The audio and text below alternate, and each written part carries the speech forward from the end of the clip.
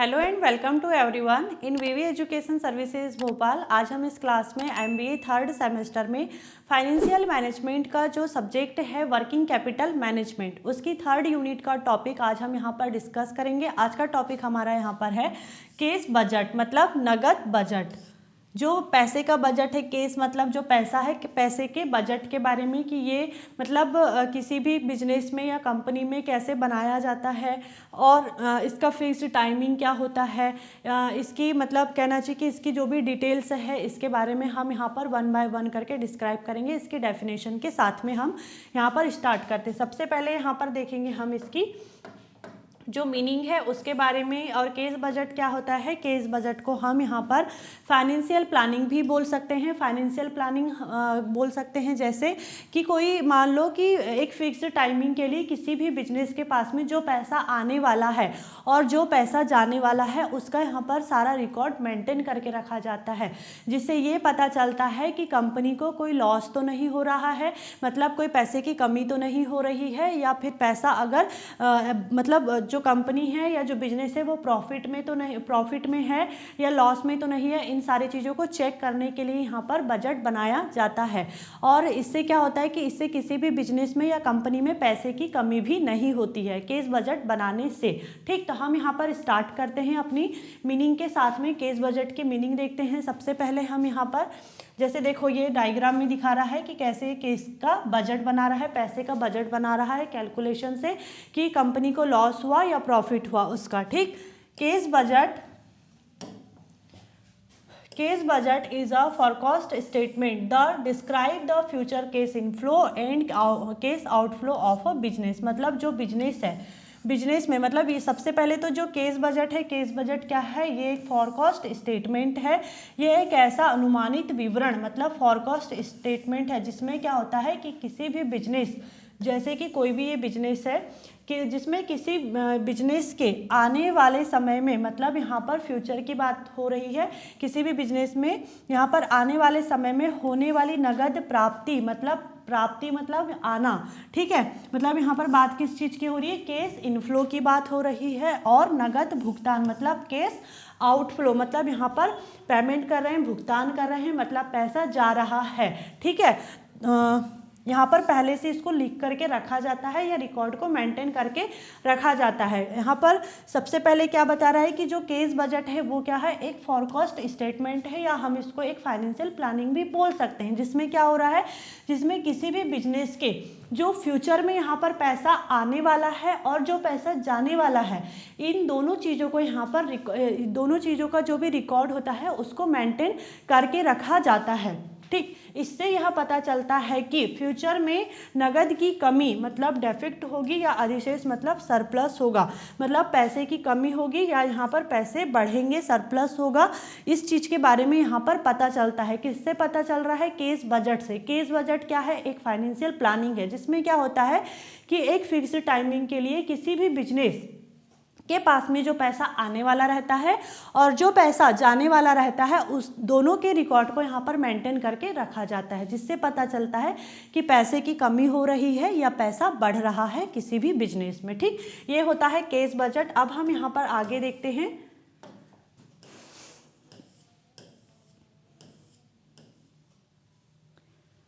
देखो अब कुछ पॉइंट यहाँ लिखे हुए हैं जिसके थ्रू हम यहाँ पर जो केस बजट है उसको एक्सप्लेन करेंगे, सारी डिटेल के बारे में भी देखेंगे। Explain case budget in detail. सबसे फर्स्ट यहाँ पर लिखा हुआ है एस्टिमेशन, मतलब अनुमान।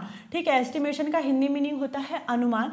Estimation of future case position, किसी भी बिजनेस की जो फ्यूचर केस पोजीशन है उसका अनुमान लगाया जा सकता है अगर केस बजट किया जा रहा है तो।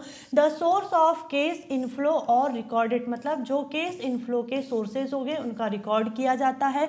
फिर केस विड्रॉल आर रिकॉर्डेड, मतलब यहाँ पर जो केस आउटफ्लो के सोर्स हैं उसको रिकॉर्ड किया जाता है। क्लोजिंग केस, अब क्लोजिंग केस क्या होता है कि किसी भी महीने या साल के अंत में किसी बिजनेस के पास में जो पैसा बचता है उसे क्लोजिंग केस कहा जाता है। Benefits of case budget, case budget के क्या बेनिफिट है, सारे पॉइंटों को अब हम यहाँ पर वन बाय वन करके डिस्क्राइब करेंगे। फर्स्ट देखेंगे हम यहाँ पर estimation of future case position. अब यहाँ पर देखो किसी भी बिजनेस की जो फ्यूचर केस पोजीशन है उसका कैसे अनुमान लगाया जा सकता है। पहले देखते हैं इसकी meaning. Cash budget tell how much cash the business will have in the coming months and how much cash it will spend. Cash budget यह बताता है कि आने वाले महीनों में बिजनेस के पास कितनी नकदी आएगी। आएगी मतलब पैसा आएगा, मतलब यहाँ पर बात हो रही है केस इनफ्लो की। ठीक, इन मतलब आना, आउट मतलब जाना, और कितनी नकदी यहाँ पर खर्च होगी मतलब बात हो रही है यहाँ पर case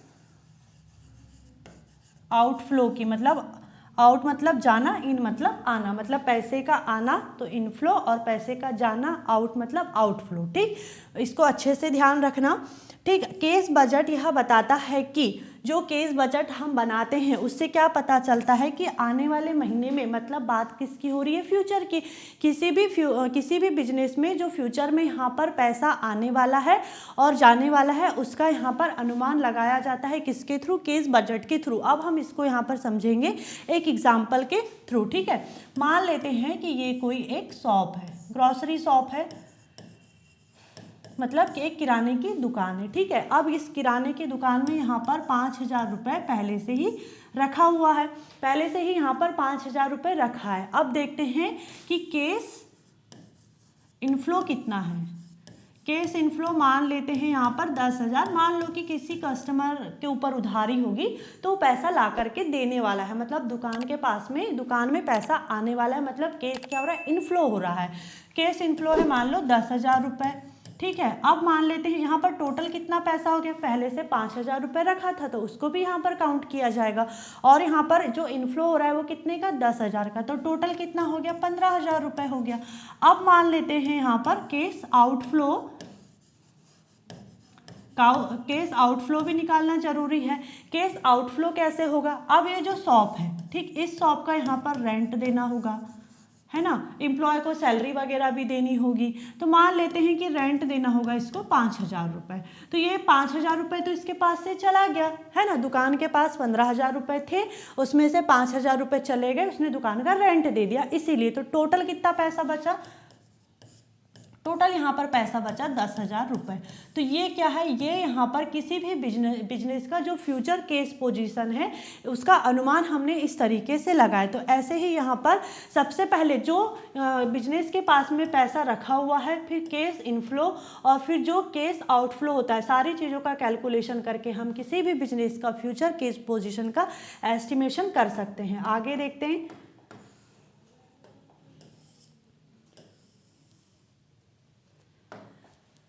the source of case inflow और रिकॉर्डेड, मतलब अब यहाँ पर जो नगद आने के स्रोत, जो केस इनफ्लो मतलब पैसा आने का जो भी सोर्स है इसको रिकॉर्ड किया जाता है। It state where the cash coming from, मतलब इसमें यह लिखा जाता है कि नगद कहाँ से आने वाला है। कहाँ से आएगा, केस सेल, मतलब यहाँ पर जैसे एक शॉप का भी हमने एग्जाम्पल देखे थे, वही वाली ये शॉप है, इसने मान लो 20,000 रुपये का सामान बेच दिया। ठीक है, 20,000 रुपये का एक महीने में सामान बेचा है। ग्राहकों से प्राप्त राशि मतलब amount received from customer, customer से जो पैसा मिलने वाला है उसका मान लेते हैं कि 10,000 रुपये इसको मिलने वाला है। ठीक, 10,000 रुपये आने वाला है। जो लोन लिया होगा अगर शॉप ने यहाँ पर, तो लोन रिसिप्ट से यहाँ पर मान लेते हैं 50,000 रुपये का इसने लोन लिया है। अब यहाँ पर जो इंटरेस्ट है या अदर इनकम है, अदर इनकम यहाँ पर मान लेते हैं अब 20,000 की। ठीक है, ठीक, 20,000 रुपये मान लेते हैं। तो यहाँ पर क्या है, ये केस इनफ्लो कहलाता है। केस इनफ्लो मतलब पैसे का आना। अब यहाँ पर ये जितना भी अमाउंट है सारी चीज़ों को जोड़ लिया जाएगा, जिससे यहाँ पर पता चलेगा कि कितना पैसा आने वाला है। और ये क्यों, कैसे पता चल रहा है, यहाँ पर जितने भी सोर्स थे पैसे आने के, केस इनफ्लो के सारे रिसोर्स को हमने यहाँ पर क्या किया है, रिकॉर्ड करके रखा है। और ये किसके थ्रू हो रहा है, केस बजट के थ्रू हो पा रहा है। तो सारे यहाँ पर अमाउंट को हम टोटल करते हैं, 1,00,000 रुपये, है ना, 1,00,000 रुपये। तो 1,00,000 रुपये यहाँ पर क्या है, 1,00,000 रुपये केस इनफ्लो हो रहा है, कि केस इनफ्लो हो रहा है इस शॉप में। ठीक, तो ये सारी चीज़ें किससे पता चल रही है, जब हमने यहाँ पर केस बजट किया, केस इनफ्लो के रिसोर्स को यहाँ पर रिकॉर्ड करके रखा, तब पता चल रहा है। आगे देखते हैं। केस इनफ्लो देख लिया, अब आउटफ्लो भी देख लेते हैं। देखो डायग्राम में ही दिखा रहा है यहाँ पर कि पैसा कैसे जा रहा है, पैसा कैसे आउट हो रहा है, कैसे आउटफ्लो हो रहा है। ठीक, आगे यहाँ पर डिस्क्राइब करते हैं। It describe the thing the case will be spent on. अब यहाँ पर इसमें बताया जाता है कि जो केस है, केस यहाँ पर किन किन चीज़ों पर खर्च हो रहा है। यहाँ पर खरीद का भुगतान मतलब पेमेंट ऑफ परचेज। जैसे अभी एक शॉप थी, उसी शॉप को लेके हम यहाँ पर भी आ गए। इस शॉप ने क्या काम किया होगा, जो होलसेल की शॉप रही होगी उससे मान लेते हैं यहाँ पर इसने 20,000 रुपये का सामान खरीद करके लाया है होलसेल की शॉप से। ठीक, होलसेल की शॉप से 20,000 रुपये का सामान खरीद के लाया दुकान वाले ने, तभी तो दुकान में सामान रखा है। ठीक, तो यहाँ पर 20,000 रुपये हो गया। अब उसके बाद में सामान खरीद के लाए तो इसको यहाँ पर पैसे देना होगा होलसेल की शॉप को, मतलब पैसे यहाँ पर जा रहे हैं, मतलब केस आउटफ्लो हो रहा है। अब इसकी शॉप, ये जो शॉप है, इस शॉप में यहाँ पर एम्प्लॉय भी काम करते होंगे तो उनको भी सैलरी देना होगा।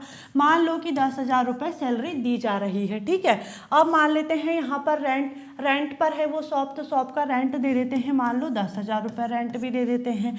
फिर बिजली और अन्य बिल मतलब जो इलेक्ट्रिसिटी है और अदर बिल यहाँ पर दे दिए जाते हैं, मान लो यहाँ पर ये 20,000 रुपये। ठीक है, और जो ऋण चुकाना है, यहाँ पर जो लोन है, लोन भी यहाँ पर मान लेते हैं अब 50,000 का। ठीक है, 50,000 रुपये का लोन मान लेते हैं। तो सारे पैसे तो यहाँ पर जा रहे हैं, लोन का पैसा चुकाना है जा रहा है, इलेक्ट्रिसिटी का बिल देना है, अदर बिल देने तो पैसे जा ही रहे हैं, रेंट देना है, सैलरी देना है, और जो पेमेंट फॉर परचेज इसका भी पैसा यहाँ पर जा रहा है, मतलब सारी चीज़ों का पैसा यहाँ पर जा रहा है।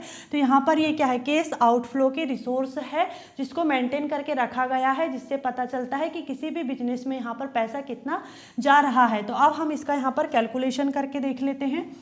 सबसे पहले चलो यहाँ करते हैं। ठीक, सबसे पहले हमने यहाँ पर 20,000 रुपये सामान के पैसे दे दिए, फिर हमने यहाँ पर एम्प्लॉय की सैलरी दे दी है, फिर उसके बाद में हमने यहाँ पर रेंट दे दिए, फिर उसके बाद में हमने यहाँ पर इलेक्ट्रिसिटी और अदर बिल दे दिए।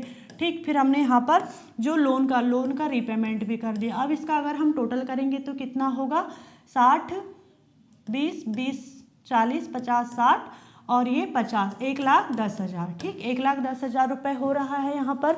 ठीक है, तो ये क्या है, केस आउटफ्लो है। आगे देखते हैं।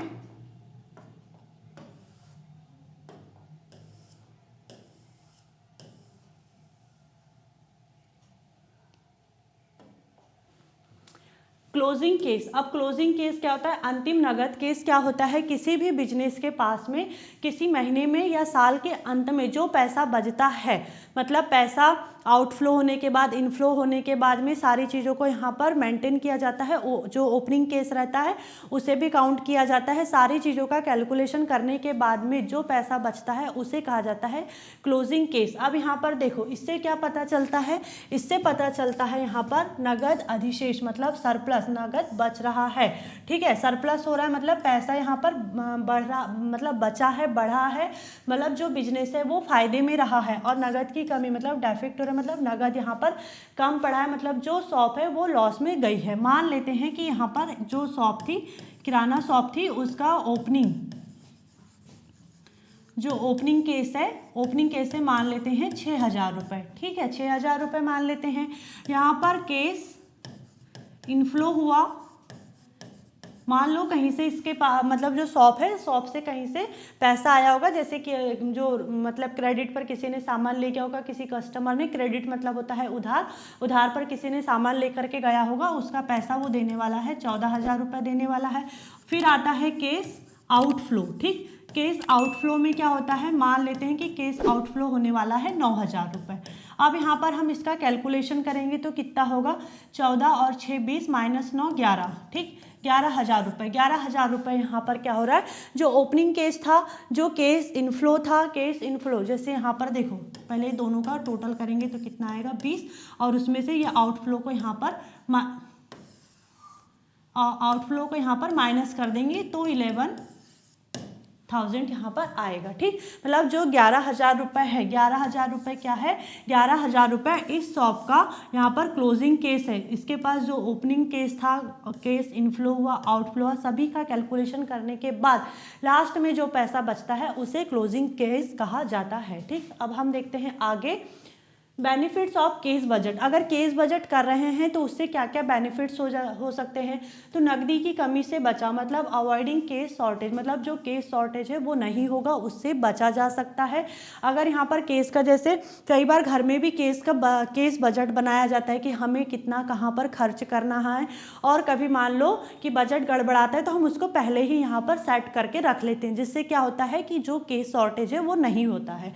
ठीक, समय पर भुगतान संभव, यहाँ पर क्या होता है, इनेबलिंग टाइमली पेमेंट। अब यहाँ पर टाइम पर पेमेंट हो पाता है। जो केस बजट है, केस बजट से क्या होता है, यहाँ पर हर चीज़ के लिए पैसे पहले से ही यहाँ पर प्रॉपर रख दिए जाते हैं कि जैसे मान लो कि हमको बच्चों के स्कूल की फीस देना है, रूम का रेंट देना है, इलेक्ट्रिसिटी बिल देना है, गाड़ी में पेट्रोल डलवाना है, ग्रॉसरी का सामान लेकर के आना है, तो इन सारी चीज़ों के लिए क्या होता है, पहले ही बजट बना दिए जाते हैं मान लो।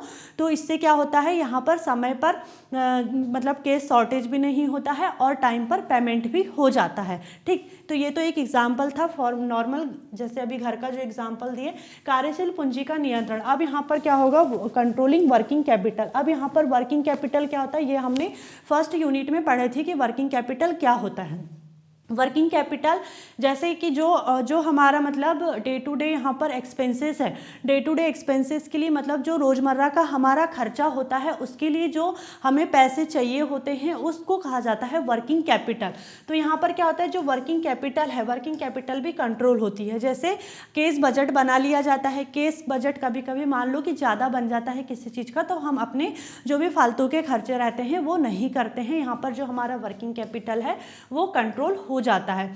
योजनाएं बनाने में आसानी होती है, इजी टू प्लान, मतलब सारी चीज़ों का यहाँ पर पहले ही पता चलता है कि कहाँ कहाँ कितना क्या एक्सपेंसेस होने वाला है, तो हम उसी हिसाब से प्लान बनाते हैं, तो प्लान बनाना भी इजी हो जाता है। ठीक, आगे देखते हैं। अब यहाँ पर हम एक एग्जाम्पल देख लेते हैं केस बजट का।